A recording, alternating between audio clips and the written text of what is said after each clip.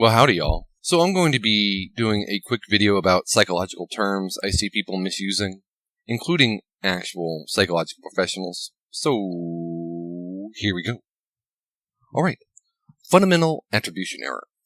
This is basically when others attribute positive events or outcomes in a person's life to external factors, while at the same time attributing negative events or outcomes in that same person's life to internal factors. The examples of this can be when someone gets a job, finds some money, or meets a mate, and other people will say something to the effect of, "Good thing they were hiring then." "Well, he was just in the right place at the right time." Or, "Lucky for him, she was single." Instead of saying something to the effect of, "Good for him, he took the initiative and kept applying to jobs. He has such a keen perception, no one else would have seen that money." Or, "Other guys would not have had the courage to introduce themselves to such a woman." Another good example is lung cancer. When someone gets lung cancer, it is not unusual for people to say, "Well, they shouldn't have been smoking," when in fact, roughly 80% of new lung cancer patients haven't smoked a single cigarette in their lives. These are not perfect examples, but you get the point. Self-fulfilling prophecy. This is one I've seen addressed in the past, and I see used by many in the popular media and anti-manosphere people a lot. Basically, a self-fulfilling prophecy has less to do with the subject and more to do with the observer.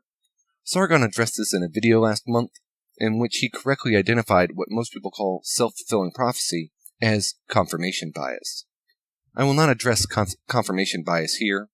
It is too research-oriented, and I want to keep this colloquial. So, a self-fulfilling prophecy is when a person lets their preconceived ideas and notions about another person or group affect how they treat and perceive the other person and their actions. This is especially salient when the observer is perceiving the observed's actions to the way the observer is treating them. Effectively, the observer treats someone in certain ways until the observed reacts in the way the observer expected them to react in the first place. Or they attribute the observed's actions to a result of the preconceived notions of the observer, instead of a rational consequence of the way they were treating the observed. My examples of this are, let's say someone assumes all black people steal, and a black person applies for a job that same someone is hiring for. Then, that someone does not hire the black person for the job. The black person, being broke and hungry, then proceeds to steal food to feed themselves, and the someone that was hiring then says, "See, I told you all black people steal. That is why I did not hire him to begin with."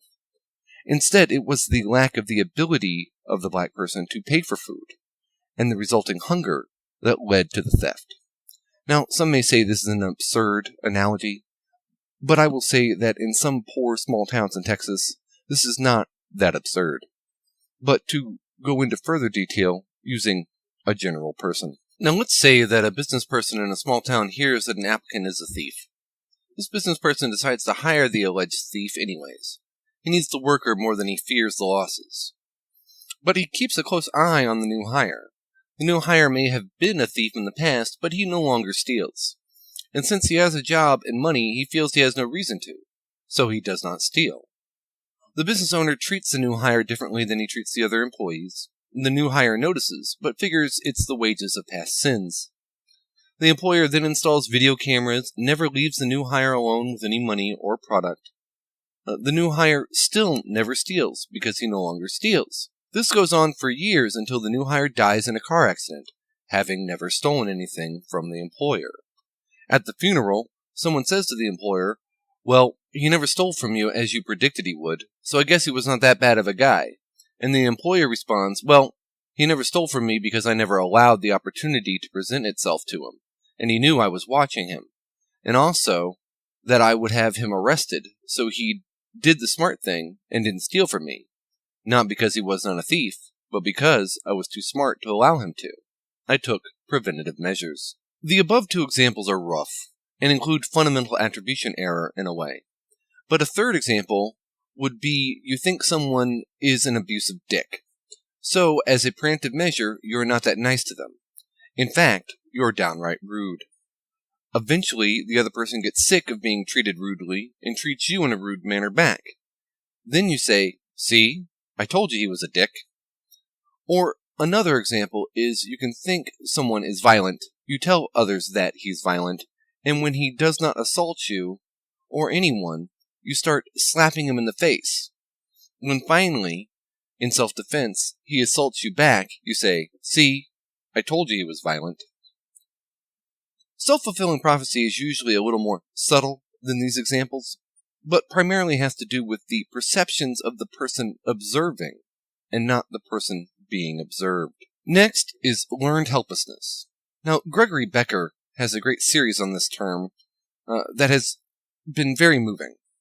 So, I will not say much more, other than I see even professionals not understanding this term properly. Learned helplessness is when someone is mistreated, abused, bullied, and hated no matter where they go or how they behave until eventually they learn not to even try affecting their own life. They learn that no matter what they do or where they go, their suffering will not end. So they just eventually stop even trying and stay in place and just get used to their suffering. They learn that their internal locus of control is worthless, and all that will ever alleviate their suffering is changes in external factors. And even when those external factors have changed, the subject becomes unaware of them because he has already learned that changing his condition does not change his suffering.